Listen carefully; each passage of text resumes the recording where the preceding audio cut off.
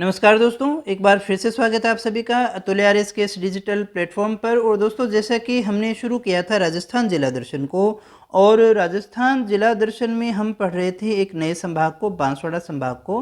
2023 के अंदर ये संभाग हमारे सामने अस्तित्व में आता है। पहले बांसवाड़ा केवल एक जिला हुआ करता था, बांसवाड़ा स्वयं उदयपुर का भाग हुआ करता था। अभी ये खुद एक क्या हो गया है, संभाग हो गया है। और इस संभाग में देखिएगा, बांसवाड़ा है, डूंगरपुर है और प्रतापगढ़ है, 3 जिले आते हैं। पिछली क्लास में हमने डिस्कस कर लिया था बांसवाड़ा जिले को, और इस क्लास में हम डिस्कस करना चाहेंगे डूंगरपुर जिले को। डूंगरपुर जिला जो है अपनी आदिम संस्कृति, इतिहास, स्थापत्य, साहित्य, कला के लिए विशेष रूप से जाना जाता है। वैसे भी ये हमारे पश्चिमी जिले रह जाते हैं दोस्तों, 2 पश्चिमी जिले हमारे रह गए, डूंगरपुर और बांसवाड़ा। अगर हम बात करें डूंगरपुर की, तो डूंगरपुर को शुरू करने से पहले अगर दोस्तों अभी तक आपने वीडियो को लाइक नहीं किया है तो प्लीज़ पहले वीडियो को लाइक कर दीजिएगा। दोस्तों के साथ शेयर नहीं किया है तो दोस्तों के साथ में शेयर कर दीजिएगा। और चैनल को सब्सक्राइब नहीं किया है तो ज़रूर करें, क्योंकि इस तरह की क्वालिटी एजुकेशन वीडियो केवल और केवल आपको यहाँ इसी चैनल पर मिलते हैं। तो जिस डूंगरपुर की हम बात करते हैं और जिस बांसवाड़ा की हम बात करते हैं, ये दोनों जो क्षेत्र थे वो पहले कहलाया करते थे दोस्तों वागड़ के नाम से। इसको सम्मिलित रूप से हम क्या कहते थे, वागड़ कहा करते थे दोस्तों।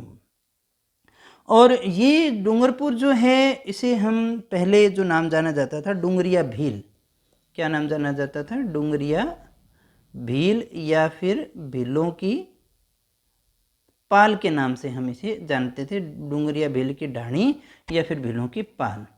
तो लगभग ये हमारे समय आता है 1358 के आसपास का। 1358 के आसपास देखिएगा डूंगरपुर ज़िले की स्थापना आती है, जिसमें 2 नाम आते हैं। एक तो डूंगर सिंह के जगह आता है और एक जगह आता है वीर सिंह। हो सकता है दोनों एक ही व्यक्ति हो, अलग अलग तथ्य हमें मिलते हैं। तो इन्होंने क्या किया, डूंगरिया भील जो था उसकी हत्या की, और यहाँ पर जो है डूंगरपुर ज़िले की डूंगरपुर नगर की स्थापना इनके द्वारा की गई थी दोस्तों। अब यहाँ अगर हम वागड़ की बात करें तो इन दोनों के लिए एक विशेष व्यक्ति का नाम हमें याद रखना है, विशेष शासक का नाम याद रखना है, उदय सिंह। और यहाँ जो वागड़ में शासक हुआ करते थे, हम उन्हें कहते थे महारावल। तो ये थे महारावल उदय सिंह। महारावल उदय सिंह कौन व्यक्ति थे, बहुत इंपॉर्टेंट इसलिए मानते हैं क्योंकि 1527 में देखिएगा, जब बाबर और राणा सांगा का युद्ध होता है, तो राणा सांगा जो है पाती परवन भेजते हैं, अपने जो राजपूत शासक थे उनको सहायता के लिए सैनिक वगैरह मांगते हैं। तो उसी समय महारावल उदय सिंह जो है अपने पुत्र को, अपने एक पुत्र थे, उनके कुंवर थे जगमाल, उनको भी 12,000 सैनिकों के साथ में 12,000 सैनिकों की सेना लेकर के सांगा की सहायता के लिए भेजता है। तो एक क्वेश्चन तो हमारे लिए ये इंपॉर्टेंट हो गया। दूसरा, महारावल उदय सिंह ने क्या किया, महारावल उदय सिंह के 2 पुत्र रहे, एक रहा जगमाल और दूसरा रहा पृथ्वी सिंह। एक रहा जगमाल और दूसरा कौन सा रहा, पृथ्वी सिंह रहा था। पृथ्वी सिंह जो था इनका बड़ा पुत्र था और जगमाल जो है वो इनका छोटा पुत्र था। तो उदय सिंह ने वागड़ राज्य को 2 भागों में बांट दिया, जैसे एक घर के 2 टुकड़े हो जाते हैं, इन्होंने भी अपने राज्य के ही 2 भाग कर दिए। तो पश्चिमी भाग जो अपना वर्तमान डूंगरपुर जिसको हम कहते हैं, वो भाग में आता है पृथ्वीराज के, ये पृथ्वीराज को दे दिया गया। और बांसवाड़ा था वो किसको दे दिया गया, जगमाल को दे दिया गया था दोस्तों। वर्तमान बांसवाड़ा उसी के नाम से आता है, छोटा पुत्र था जगमाल, उसके हाथ में आता है। तो इस तरह से हम देखते हैं जगमाल के समय और उदय सिंह के समय जो है यहाँ डूंगरपुर और बांसवाड़ा अलग होते हैं नगर। अब हम बात करें डूंगरपुर जिले की, तो अभी उपनाम सबसे पहले हम देखें तो डूंगरिया भील की ढाणी, अभी हमने चर्चा की, भीलों की पाल कहते हैं और पहाड़ों की नगरी कहते हैं। बहुत ही सुंदर सुंदर पहाड़ यहाँ पर है, बहुत ही अच्छी जगह ये हमारी बनी हुई है। तो पहाड़ों की नगरी डूंगरिया भील की ढाणी और भीलों की पाल के उपनाम से इन्हें जानते हैं। 1358 में डूंगर सिंह ने डूंगरपुर जिले की नहीं, सॉरी इसको नगर कर लीजिएगा, नगर की स्थापना की थी दोस्तों। डूंगरपुर के जो शासक थे वो क्या कहलाते थे, महारावल कहलाते थे। ये भी हमने चर्चा में देखा था इसको। और अब थोड़ी सी हम बात करें इसकी सीमा के विषय में, तो इसकी सीमा एक तो राज्य से लगती है, कौन से राज्य से लगती है, गुजरात। तो ये वाली जो सीमा है इसकी, वो तो किससे लग गई, वो तो लग गई इसकी सीमा गुजरात के साथ। और अब हम देखें ये वाली जो सीमा है इसकी, बाकी देखिएगा ज़िले भी हैं, 4 जिलों के साथ में इसकी सीमा लगती है। कौन कौन से ज़िले रह गए? 4 में से एक तो हमारा रह गया, ये देखिएगा उदयपुर आएगा, दूसरा हमारा आएगा सलूम्बर, तीसरा हमारा आएगा प्रतापगढ़ और चौथा जो है हमारा वो आ गया बांसवाड़ा। तो ये 4 ज़िले हमें यहाँ पर देखने को मिलते हैं, 1 2 3 और 4। एक नंबर उदयपुर है, दूसरा सलूम्बर है, तीसरा प्रतापगढ़ है और चौथा है हमारा बांसवाड़ा। तो ये 4 ज़िले हैं। इसके अलावा डूंगरपुर जो है, डूंगरपुर की सीमा इनके साथ में लगती है और गुजरात के साथ में सीमा लगती है दोस्तों। अब देखिएगा आगे और डिस्कस करें हम तो डूंगरपुर ज़िला जो है अब बांसवाड़ा संभाग में शामिल हो गया है। पहले ये कौन से संभाग में हुआ करता था? उदयपुर संभाग में हुआ करता था। स्वतंत्रता प्राप्ति से पहले डूंगरपुर और बांसवाड़ा का क्षेत्र वागड़ कहलाता था और अभी हमने बात की थी उदय सिंह, है ना, महारावल उदय सिंह के समय जो है इसके 2 भाग हो गई थी। डूंगरपुर जिला जो है राज्य में सबसे ज़्यादा लिंगानुपात की अगर हम बात करें तो किसका नाम आएगा? डूंगरपुर जिले का नाम आएगा।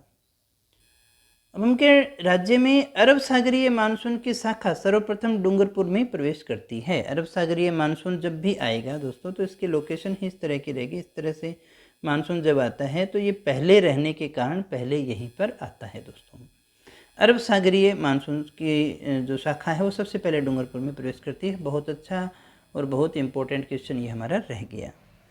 डूंगरपुर में अगर हम पहाड़ियों की नगरी हमने इसका कहा तो कौन से पहाड़ हैं? अरावली ही से ही घिरा हुआ है दोस्तों और इसी कारण इसकी जलवायु भी कैसी है? अति आर्द्र जलवायु इसकी पाई जाती है। मुख्य नदी की बात करें तो मुख्य नदी यहाँ पर कौन सी रहेगी दोस्तों? मुख्य नदी रहेगी माही और जाखम नदी इसकी रहेगी। डूंगरपुर में उदयशाही सिक्के चलाए गए थे। यहाँ ध्यान दीजिएगा, डूंगरपुर में उदयशाही सिक्के चलाए गए। किसने चलाए थे? महारावल उदय सिंह ने। ये अभी हमने देखा था, महारावल उदय सिंह काफ़ी इंपॉर्टेंट शासक रहे यहाँ पे। यहाँ के आदिवासी जो हैं वो जंगलों को काट कर जलाकर झूमिंग कृषि करते हैं। आदिवासियों द्वारा स्थानांतरित जो कृषि की जाती है उसे झूमिंग कृषि के नाम से जानते हैं। अगर हम बात करें यहाँ के प्रमुख खनिजों की तो खनिजों में एक तो हमारे पास में फर्लोस्पार का नाम आता है जो कहाँ है? मांडो की पाल में। दूसरा लौह अयस्क तलवाड़ा में होता है। सीसा जस्ता भी यहाँ होता है। बेरिलियम ये सागवाड़ा में होता है। हरा ग्रेनाइट आपको कहाँ मिलेगा? डूंगरपुर में देखने को मिलता है। उद्योग धंधों की अगर हम बात करें, प्रमुख उद्योगों में रमकड़ा उद्योग यानी खिलौना उद्योग है। ये सोप स्टोन के बने हुए खिलौने हैं और ये कहाँ है दोस्तों? ये गलियाकोट डूंगरपुर में है। ये गलियाकोट डूंगरपुर में है रमकड़ा उद्योग और सोप स्टोन के बने हुए खिलौने यहाँ पर हमें मिलते हैं। संत मावजी का मंदिर, ये बहुत इम्पोर्टेंट है हमारे लिए। संत मावजी इसको हरि मंदिर के नाम से भी जानते हैं। साबला गांव में है। ये कहाँ पर है दोस्तों? साबला गांव। संत मावजी का मंदिर साबला गांव में। ये मावजी की, संत मावजी की जन्मस्थली है। मावजी वो व्यक्ति थे, वो संत रहे जिन्होंने एक ग्रंथ भी लिखा था जिसे चोपड़ा ग्रंथ के नाम से जाना जाता है। किस नाम से जानते हैं दोस्तों? चोपड़ा ग्रंथ के नाम से जानते हैं हम। कुछ लोग पुराने समय से इसको भगवान विष्णु के कल की अवतार भी मानते हैं। किसको? संत मावजी को। यहाँ एक झील है गैब सागर या भोपाल सागर, जिसका निर्माण करवाया था महारावल गोपीनाथ ने। गैब सागर या भोपाल सागर गोपीनाथ ने करवाया था। इस झील को एडवर्ड सागर बांध के नाम से भी जाना जाता है दोस्तों। यहाँ पर एक गोवर्धन मंदिर भी बना हुआ है। इसकी पाल पर गोवर्धन मंदिर भी है। फिर हम देखें यहाँ पर एक परियोजना भी है। कौन सी? सोम कमला अम्बा परियोजना डूंगरपुर में है। सोम कमला अम्बा परियोजना कहाँ है? डूंगरपुर में है। अच्छे से याद कीजिएगा, सोम कमला अम्बा परियोजना कहाँ है? डूंगरपुर में है। डूंगरपुर में है। और डूंगरपुर में कहाँ है? आसपुर में है। डूंगरपुर के कौन से स्थान पर है दोस्तों? तो डूंगरपुर के ये आसपुर में है। कौन से नदी पर है? सोम नदी पर है। और इस पर जो बांध बना हुआ है वो कौन सा है? सोम कागदर बांध है। कौन सा बांध बना हुआ है दोस्तों? सोम कागदर बांध है। ये देखिएगा सलूम्बर और डूंगरपुर जिला जो है ना, एक तो सलूम्बर और एक आ गया हमारे पास में डूंगरपुर। इन दोनों के अंदर देखिएगा ये सिंचाई के लिए काम आता है। डूंगरपुर की आसपुर की तहसील है ये, इसके लिए विशिष्ट है।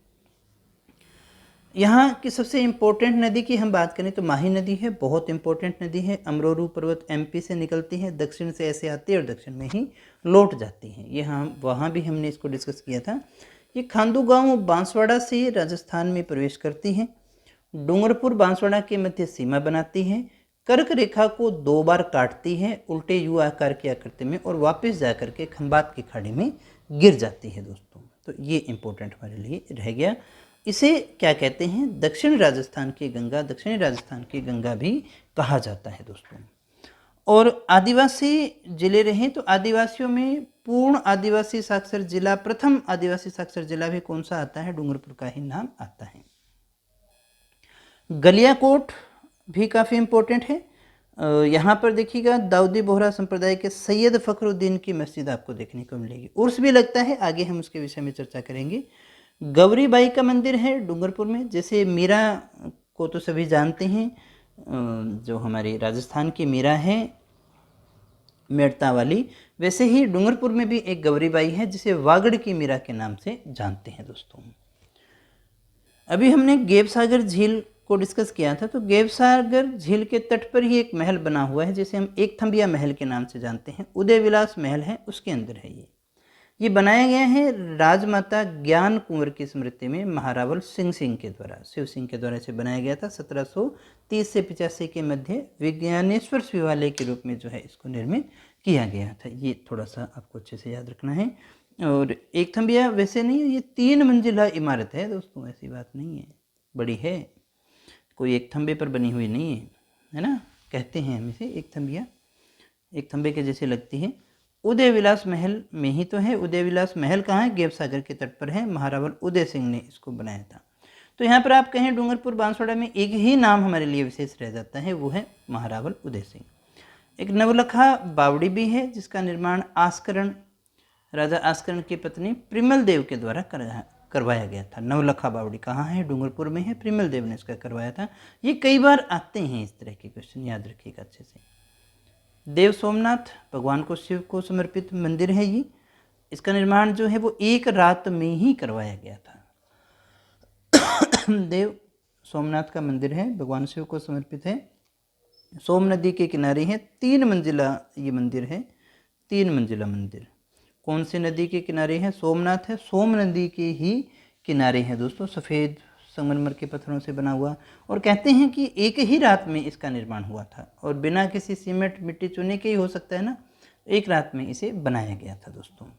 तो ये भी याद रखिएगा। उसके बाद में हम बात करें, नागफन जी का मंदिर है, ये भी यहीं पर है। भुवनेश्वर शिव जी का डूंगरपुर में भुवनेश्वर पर्वत पर ही बना हुआ मंदिर है। बोरेश्वर महादेव, ये 1179 के अंदर सामंत सिंह के द्वारा इसका निर्माण करवाया गया था। अब हम बात करें बेणेश्वर धाम की, ये बहुत ही इम्पोर्टेंट है। वागड़ क्षेत्र का यानी डूंगरपुर बांसवाड़ा का सबसे बड़ा मेला अगर कहीं लगता है तो यहीं लगता है। कहाँ पर लगता है? नवाटापुरा गांव डूंगरपुर में, ये याद रखना। सोम माही जाखम के संगम पर, त्रिवेणी संगम जो है वहाँ पर लगता है। आदिवासियों का कुंभ, आदिवासियों का कुंभ कहते हैं इसे, और वागड़ का पुष्कर भी कहते हैं। इसे हमने बांसवाड़ा में भी चर्चा में देखा था दोस्तों। इसमें मुख्यतः भील जाति के लोग आते हैं। कौन सी जाति के लोग आते हैं? भील जाति के लोग यहाँ पर ज़्यादा आते हैं। खंडित शिवलिंग की यहाँ पर पूजा की जाती है। और देखिए, जब हमने इसको क्या कहा है, वागड़ क्षेत्र का सबसे बड़ा मेला, तो पुष्कर भी कहा है। यहाँ पर अटल बिहारी वाजपेयी की अस्थियों का विसर्जन भी यहीं पर किया गया था दोस्तों। एक यहाँ पर हड़मतिया हनुमान जी हैं, उनका मेला भी लगता है डूंगरपुर में कार्तिक पूर्णिमा को। बीजवा माता है, कहाँ पर? आसपुर में। शीतला सप्तमी को, शीतला सात्यों बोलते हैं जिसको, वहाँ पर इनका मेला लगता है, उस दिन लगता है। गणेश जी भी हैं। कौन से गणेश जी हैं? ये मुरला गणेश जी। मुरला गणेश जी कहाँ है? डूंगरपुर में। दिवाली के बाद में भाई दूज जब आती है तो उस दिन यहाँ पर देखिएगा मुरला गणेश का मेला लगता है डूंगरपुर में। गलियाकोट की हमने बात की थी। गलियाकोट का उर्स मुहर्रम के 27वें दिन आयोजित किया जाता है। यहाँ सैयद फखरुद्दीन की मज़ार है, वहाँ पर होता है। दाऊदी बोहरा संप्रदाय जो है ना, उसका बहुत ही मुख्य केंद्र ये मानते हैं अपने। और भी कुछ एक मेले हैं यहाँ पर, जैसे नीला पानी मेला है, कार्तिक पूर्णिमा को डूंगरपुर में लगता है। वागड़ महोत्सव, ये याद रखिएगा दोस्तों, वागड़ महोत्सव कार्तिक शुक्ल एकादशी को लगता है। ये कार्तिक शुक्ल एकादशी को, पहले एकादशी आ जाएगी शुक्ल की, है ना, शुक्ल एकादशी, और फिर पूर्णिमा। गौरीबाई, अभी हमने इसकी बात की थी, बागड़ की मीरा, इनका ग्रंथ है कीर्तनमाला। यमुना में इन्होंने जल समाधि ली थी। कृष्ण भक्ति के कारण ही हम इन्हें मीरा बोलते हैं दोस्तों। एक कालीबाई नाम सुना होगा, रास्तापाल कांड। अंग्रेजी सेना जब विद्यालय स्कूल बंद करवा रही थी तो नानाभाई खाट को ये जीप के पीछे बांध कर खींचना शुरू करते हैं, तो उन पर ये जो है कालीबाई उनकी रस्सी को काट देती है, किसी तरह से बचाने का प्रयास करती है, तो इनकी भी हत्या कर दी जाती है, जिसे रास्तापाल कांड के नाम से जाना जाता है। ये भी बहुत इंपॉर्टेंट है। आई होप ये कहानी सभी ने सुन रखी होगी। यह हम इतिहास डिस्कस नहीं कर रहे हैं, हम एक ओवरव्यू ले रहे हैं कौन से ज़िले में क्या क्या ज़िले हैं, क्या क्या चीज़ें हैं दोस्तों। अब हम बात करें गोविंद गुरु, ये भी बहुत इंपॉर्टेंट। बांसिया गांव डूंगरपुर से, ये काफ़ी बार ये क्वेश्चन आरपीएस से ने पूछ रखा है। बंजारा परिवार से थे। 20 दिसंबर 1858 को इनका जन्म होता है। इन्होंने संप सभा की स्थापना की थी आदिवासियों के लिए। 1883 में इन्होंने भगत आंदोलन चलाया, इसमें मानगढ़ हत्याकांड हुआ था। भोगीलाल पांड्या की अगर हम बात करें तो इन्हें वागड़ का गांधी कहा जाता है, याद रखिएगा। भोगीलाल पांड्या ने वागड़ सेवा मंदिर और डूंगरपुर प्रजामंडल की स्थापना की थी, ये याद रखिएगा थोड़ा सा। डॉक्टर नगेंद्र सिंह की बात करें, बहुत इंपॉर्टेंट व्यक्ति हैं, डूंगरपुर के संविधान सभा के सदस्य रहे ये देखिएगा। भूटान के संवैधानिक परामर्शदाता भी रहे, भारत के मुख्य सूचना आयुक्त भी रहे। इसके अलावा यूएनओ संयुक्त राष्ट्र महासभा में इन्होंने भारत का प्रतिनिधित्व भी किया था दोस्तों। 1972 में अंतर्राष्ट्रीय न्यायालय हेग के ये न्यायाधीश रहे। अंतर्राष्ट्रीय न्यायालय हेग में ये देखिएगा न्यायाधीश रहे थे। अब हम देखिएगा बात करते हैं राड रमन की। राड रमन होलिका दहन के सेकंड डे होता है, होलिका दहन के सेकंड डे इसका आयोजन किया जाता है। और यहाँ पर क्या है तो और यहाँ पर होता है नृत्य, गौरी नृत्य। कौन से ऋतु में? वर्षा ऋतु में होता है गौरी नृत्य। देश की पहली आदिवासी महिला सरकारी मिनी बैंक, देश का पहला आदिवासी महिला सरकारी मिनी बैंक कहाँ पर स्थापित किया गया है? यहीं पर, कहाँ पर? बरबुदनिया गांव डूंगरपुर में, बरबुदनिया गांव डूंगरपुर में इसकी स्थापना की गई थी। राज्य का पहला पूर्ण साक्षर आदिवासी जिला पढ़ चुके हैं। यहाँ पर डामोर जनजाति सबसे ज़्यादा पाई जाती है। भिखाबाई सागवाड़ा परियोजना डूंगरपुर में है। रूखवाइला कार्यक्रम जो है वृक्षों से संबंधित, वो भी डूंगरपुर से ही शुरू किया गया था दोस्तों। तो दोस्तों ये थी डूंगरपुर ज़िले से जुड़ी हुई बहुत ही इंपॉर्टेंट बातें, सारी मैंने आपको बता दी हैं। जितनी आपको याद करनी है इतनी ही है दोस्तों, काम में आने वाली तो इतनी ही, बाकी फिर आप कुछ भी करिएगा। और मेरे ख्याल से इतना काफ़ी है। तो दोस्तों आज हमने इस एक ज़िले को पूरा कर लिया है, डूंगरपुर। कल हम इसके अंतिम ज़िले प्रतापगढ़ को डिस्कस करेंगे और वहाँ पर देखेंगे कौन सी इंपॉर्टेंट बातें हैं। तो आज के लिए इतना ही, कल फिर मिलते हैं एक नई वीडियो के साथ, एक नए ज़िले के साथ और ढेर सारी जानकारियों के साथ। तब तक यूँ ही बने रहे हमारे साथ। Thank you very much.